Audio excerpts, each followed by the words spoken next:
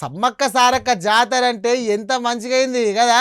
గా తల్లులను గొలుసుకునేందుకు మస్తు మంది వైర్రు, కోట్ల మంది వైర్రు, మొక్కులు పెట్టుకున్నారు.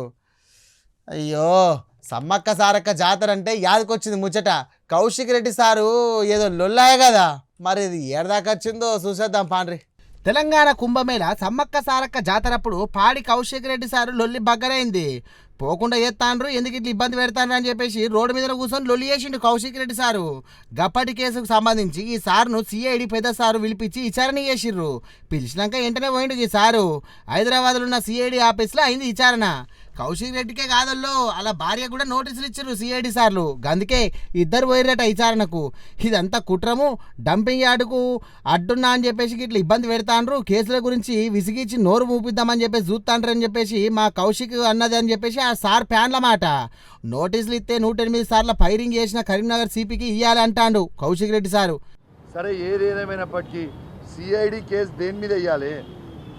సిఐడి కేసు కరీంనగర్ సిపి గారు 180 రౌండ్లు ఫైరింగ్ చేసిన దాని మీద సిఐడి కేసు వేయండి.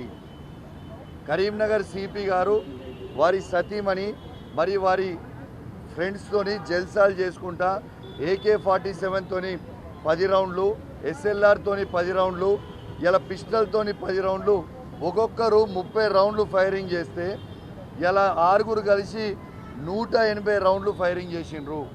ఆ ఫైరింగ్ చేసిన బుల్లెట్లు దూసుకుపోయి బోనాలపల్లి గ్రామంలో అని అమృత అమ్మకి తాకింది నిజమా కాదా?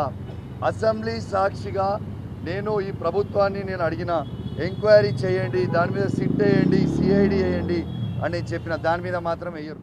హనని మాటలు అన్నట్టు చెప్తాండ్రు. పొంగులేటి మైనింగ్ స్కామ్ గురించి జనాలకు తప్పుదో పట్టించేందుకు నా ఉత్త పంచాయతీని ముంగట పెడతానని చెప్పేసి అంటాండు సారు.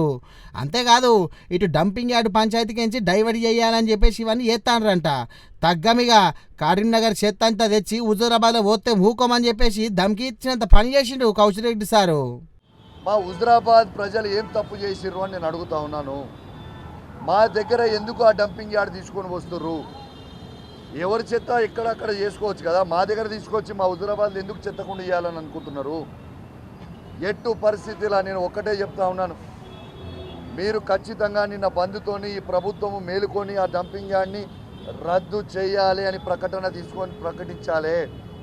ప్రకటించకపోతే మాత్రం నేను 7వ తారీఖున పొద్దున 10 గంటల నుంచి 8వ తారీఖు 5 గంటల వరకు ఆడ నేను దీక్షకి కూర్చుంటాను. నేను మీడియా మిత్రులందరినీ కూడా సపోర్ట్ చేయమని నేను కోరుతా ఉన్నాను. దండం పెట్టి చెప్తా ఉన్నాను, ఇది ఖచ్చితంగా చూపించండి. మా హుజూరాబాద్ ప్రజలకి శాశ్వతంగా నాశనం అయిపోతుంది. రేపు హుజూరాబాద్ ప్రజలకి ఆ డంపింగ్ యార్డ్ వస్తే అది కరోనా వైరస్ కంటే కూడా డేంజరస్ అయిన వైరస్.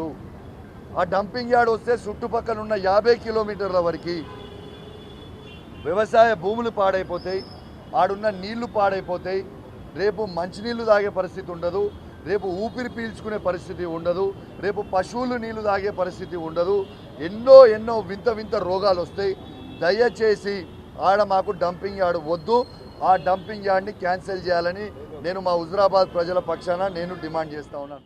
కరోనా కంటే భయం ఇది. నా పోరాటాన్ని ఎవరు ఆపరు. 7 తారీఖు దీక్ష చేస్తే ఇక మత మార్పిట్ల గురించి ఏమైనా మాట్లాడినట్టు ప్రూఫ్లు చూపిస్తే రాజీనామా చేస్తాను అంటే సారు.